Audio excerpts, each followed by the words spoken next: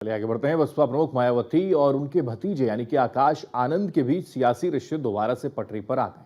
अंबेडकर जयंती से ठीक एक दिन पहले आकाश आनंद ने सार्वजनिक रूप से मायावती से माफी मांगी, तो बुआ ने बड़ा दिल दिखाते हुए कुछ ही घंटे के बाद उन्हें माफ भी कर दिया।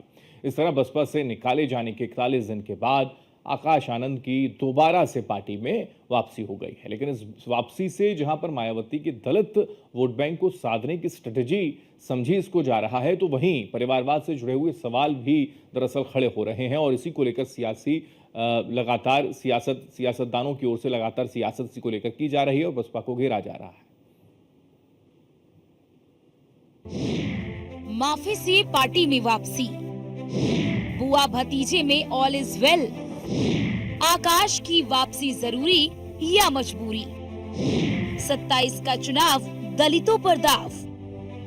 बहुजन समाज पार्टी की प्रमुख मायावती और उनके भतीजे आकाश आनंद के बीच सियासी रिश्तों में आई खटास अब खत्म होती दिखाई दे रही है।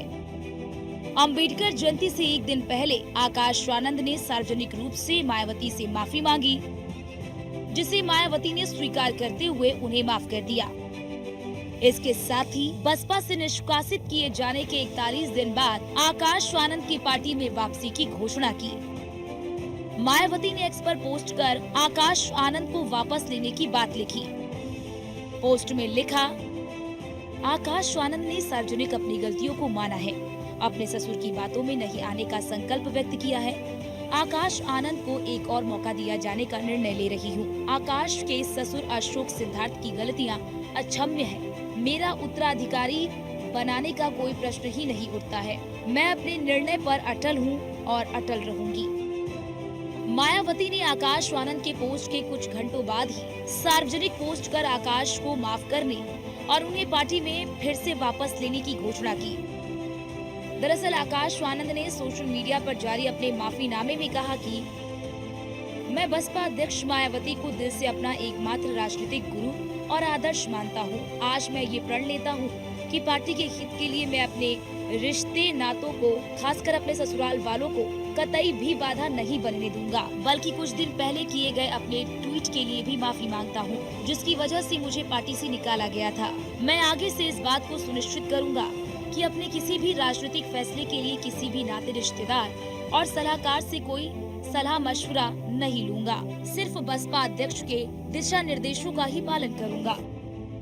आकाश की पोस्ट के कुछ घंटे बाद ही मायावती के पोस्ट से ये जाहिर होता है कि आकाश आनंद की बसपा में घर वापसी की स्क्रिप्ट पहले ही लिखी जा चुकी थी, जिसे सोची समझी रणनीति के तहत अंबेडकर जयंती से एक दिन पहले अमली जामा पहनाने का काम किया गया।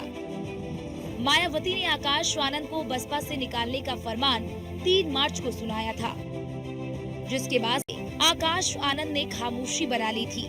लेकिन पर्दे के पीछे से बिगड़े रिश्तों को पटरी पर लाने की कोशिश लगातार जारी थी। बसपा का सियासी ग्राफ लगातार नीचे गिरता जा रहा है। दलित समुदाय का भी बसपा से लगातार मोह भंग हो रहा है। आकाश के जरिए मायावती दलित युवाओं को आकर्षित करना चाहती है, जिस पर चंद्रशेखर आजाद से लेकर सपा और कांग्रेस तक की नजर है। सपा अपने राज्यसभा सांसद रामजिला सुमन के बहाने दलित को गोलबंद करने में जुटी हुई है। इसके अलावा अंबेडकर की मूर्ति का इटावा में अनावरण करके अखिलेश ने सियासी संदेश भी दे दिया है। उधर कांग्रेस की नजर भी दलित समुदाय की वोट बैंक पर है। कांग्रेस ने गुजरात के अहमदाबाद अधिवेशन में जिस तरह से दलित, आदिवासी और पिछड़ों को लेकर अपने प्रस्ताव पारित किए हैं और सामाजिक न्याय के एजेंडे पर आगे बढ़ने का फैसला लिया है, ऐसे में आकाश आनंद की वापसी कराए जाने को दलित कोर वोट बैंक को साधे रखने की मायावती की ये 27 की स्ट्रैटेजी मानी जा रही है। मायावती इस बात को बखूबी जानती है कि बसपा का भविष्य किसके हाथ में ज्यादा सुरक्षित रहेगा। मायावती इस बात को भी बखूबी समझती है कि उनके सिवा दलित समाज की भीड़ बसपा में जुटाने की अगर कोई ताकत रखता है तो वो है आकाश आनंद। दलित युवाओं के बीच आकाश की मजबूत पैठ है। बसपा से निकाले जाने के बाद से ही आकाश की वापसी के लिए लगातार मांग उठ रही थी। आकाश आनंद ने मायावती की उंगली पकड़कर सियासी राह पर चलना सीखा है। मायावती भी आकाश के हाथों में ही बसपा का भविष्य देख रही हैं। इस तरह मायावती बहुत दिनों तक आकाश से नाराज नहीं रह सकती थी, जिसके लिए ही उनकी घर वापसी का रास्ता निकाला गया।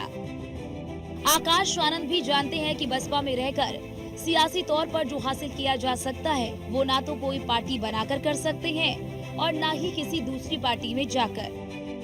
तो आकाश आनंद को अपने सियासी भविष्य के लिए बसपा की जितनी जरूरत है उतनी ही मायावती को भी आकाश आनंद की जरूरत है।